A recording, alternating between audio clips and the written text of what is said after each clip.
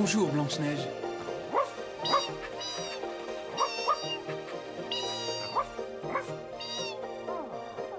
Nous en avons pour la journée.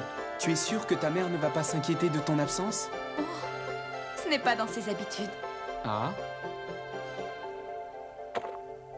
Allez, Alexandre, on y va.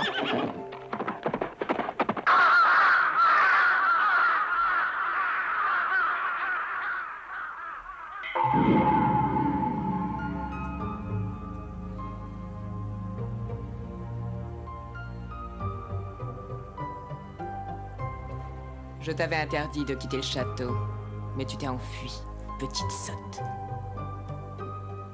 Tu t'es sûrement fait de nouveaux amis dehors. Je ne vois que ça comme raison qui ait pu te pousser à me désobéir. Profite bien de ta petite escapade.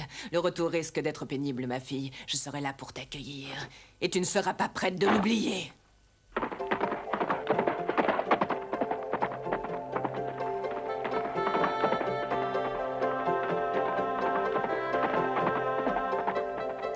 Mon château n'est plus très loin.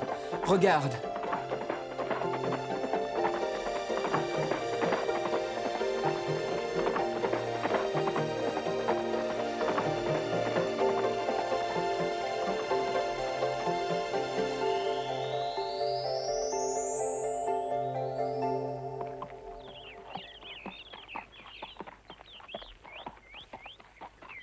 Je suis heureux de vous revoir, Seigneur Richard. Mes respects, princesse Blanche-Neige. Laissez-moi vous aider. Ah. Merci, vous êtes bien aimable. Alexandre s'est beaucoup dépensé. Demandez aux lads de s'occuper de lui et veillez à ce que l'on donne à manger à ces petits animaux. Ils doivent mourir de faim. Tout de suite, mon seigneur. Oh, et je ne vais pas vous manger. Je vais vous emmener aux cuisines. Je vous les confie, prenez soin d'eux. Viens, Blanche-Neige, Père nous attend.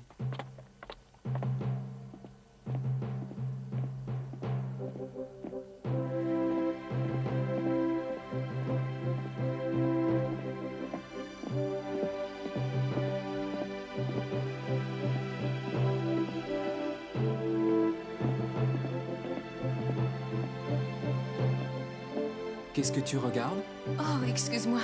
Ces objets, ces tableaux, c'est magnifique.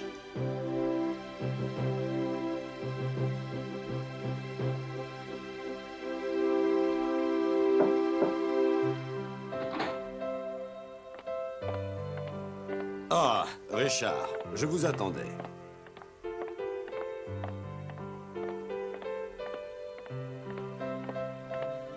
Blanche-Neige, permets-moi de te présenter mon père, le comte Robert d'Albertville.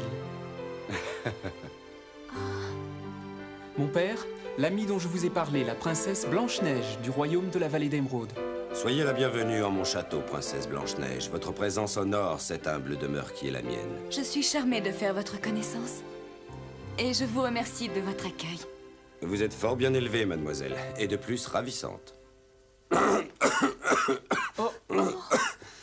Veuillez m'excuser, ce n'est rien. Vos manières et votre élégance me rappellent quel grand homme est le roi Conrad. Dois-je comprendre que vous connaissez mon père? Oui. Mais il y a bien longtemps que je ne l'ai pas vu.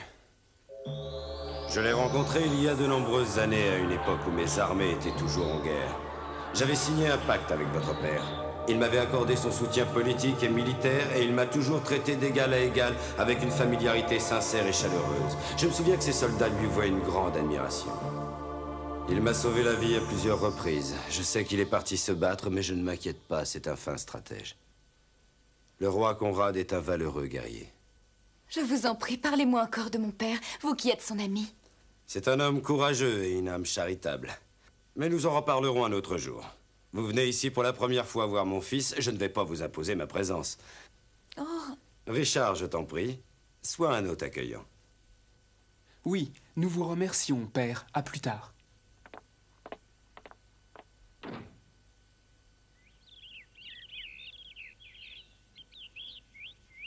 Viens, je vais te faire visiter le château.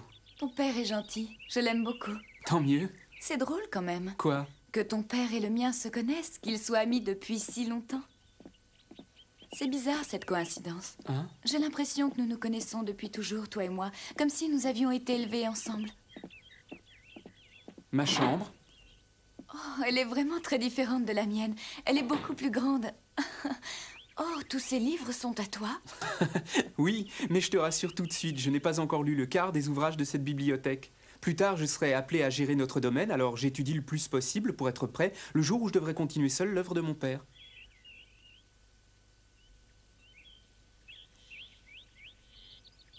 Ce tableau ressemble beaucoup à celui que j'ai vu dans le salon.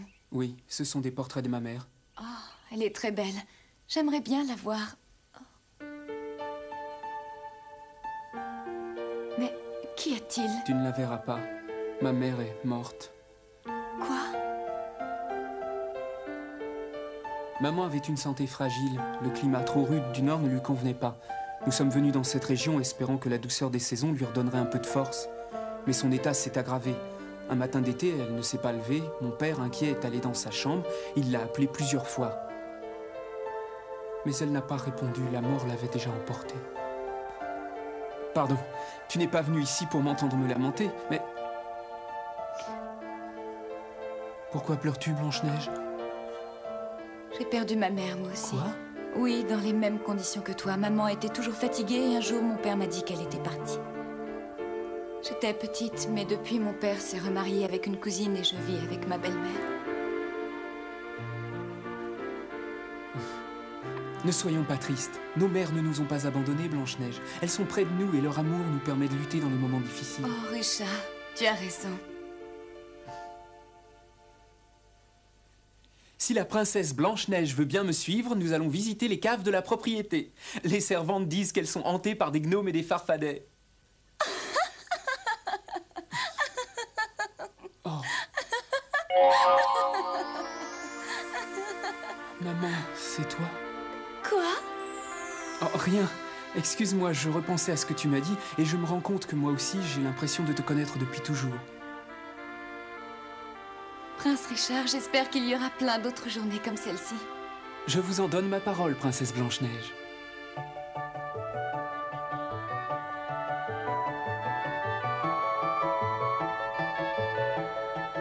Rentre bien et n'oublie pas notre prochain rendez-vous. Nous avons passé une merveilleuse journée. Merci du fond du cœur, Richard.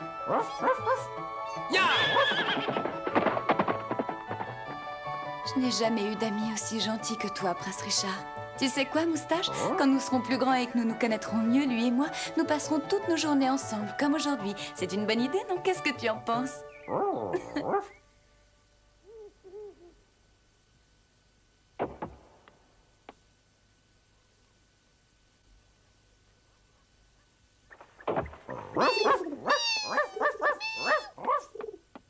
Attends!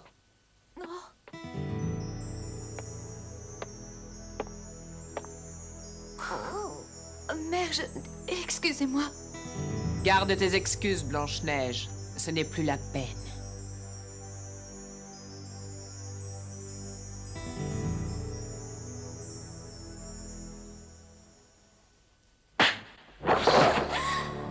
Tu m'as désobéi pour la dernière fois, Blanche-Neige. Tu apprendras que l'on ne se moque pas impunément de la reine. Je vais te faire passer l'envie de t'enfuir. À partir d'aujourd'hui, ce château sera ta prison.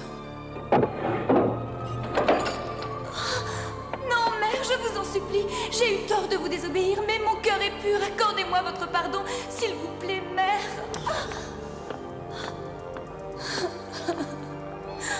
Prince Richard, je ne pourrai pas tenir ma promesse. Qui sait maintenant quand nous pourrons nous revoir?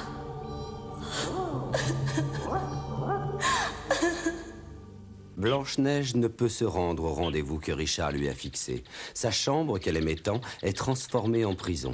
Et le château n'est qu'un rempart entre elle et son ami. Oh,